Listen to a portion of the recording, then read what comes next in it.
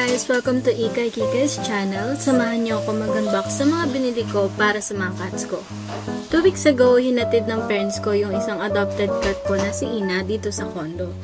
Kasama yung 5 niyang kittens and I decided na kunin sila dito para may kasama ko and para hindi na rin siya mabuntis ng Siamese cat ko.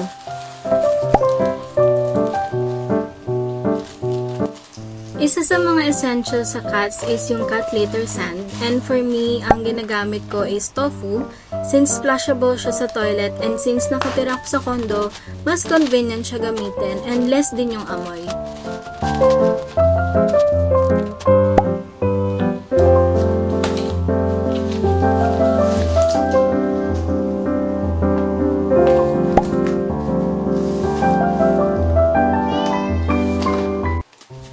And next naman is the cat food. I wanted to try something new if magugustuhan nila. So, bumili ako ng kibbles and canned na wet food. Ang style kasi ng pagpapakain ko sa kanila is sa morning and night, nahaluan ko ng wet food yung kibbles. Then, for the rest of the day, nagiiwan ako ng kibbles kasi sobrang gutumin ito ni Ina. And so far, gustong-gusto nila yung wet food. Nag-try lang ako mag-stock pag naubos yung liver na niluluto ko para sa kanila. And lastly, for me, essential tong cat cage na ganito, lalo sa akin dito sa condo. Well, not all the time naman is nakakulong sila. Gagawin ko lang every time na maglilinis ako or maglalaba na need ko i-open yung doors and windows sa terrace. Nakakatakot kasi curious masyado ang mga cats and nagkaroon na rin kami ng experience na yung dati kong cat is tumalon siya sa terrace and nasa 3rd floor kami. Nakasurvive naman siya pero syempre nakakaawa, diba? Kaya din malit lang yung binili ko dahil nga di naman sila permanent nakakulong and mas gusto ko pa rin yung naka-free sila.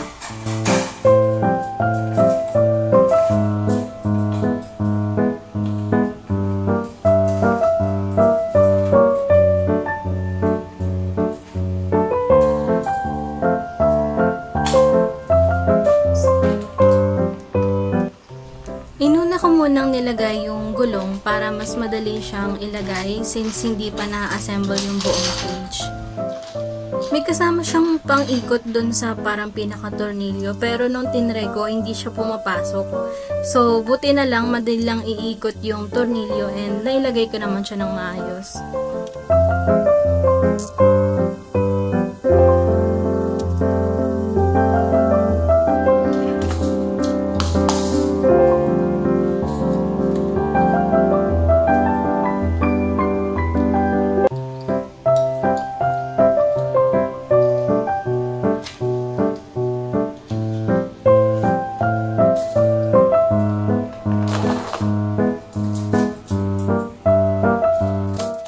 Hindi naman ako nahihirapan i-figure out kung paano siya itatayo, pero compared dun sa una kong nabili dati, mas sturdy yun. So ito medyo sobrang lambot niya and kailangan mo talaga siya gamitan ng tire wire para maging stable siya.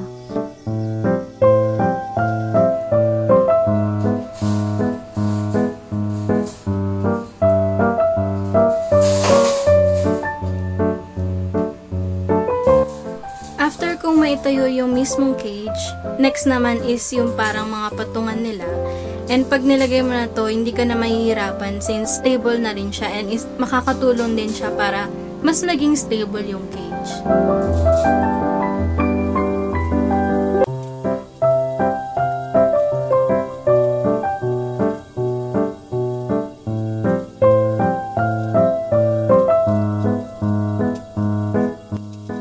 Next naman is yung stairs. Although, after ilang days din, tinanggal ko din siya kasi pansin ko parang medyo abala siya sa kanila and kaya naman nila umakyat dun sa mga patungan kasi nga maliit lang naman yung cage. And lastly naman na kinabot ko is yung hammock. Madali lang siya ilagay, kailangan mo lang i-hook yung mga hook na kasama niya sa dulo. And buti na lang may libreng ganito yung seller kasi gustong gusto talaga siya ng mga kittens.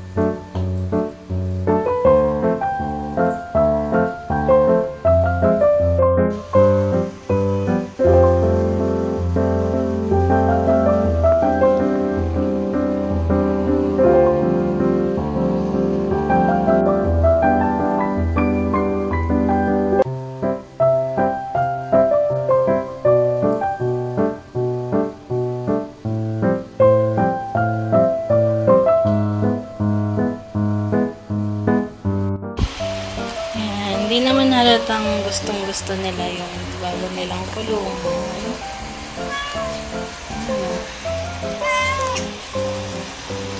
Tinry ko lang sila ilagay. Pero grabe yung tulog nito. Uy! Ano nangyayari sa'yo? Uy!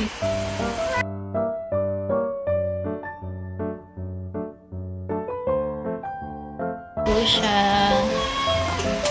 Hello! Hello guys! Hello guys! Ayan. Hindi naman halata. Nalaglag pa yung ulo.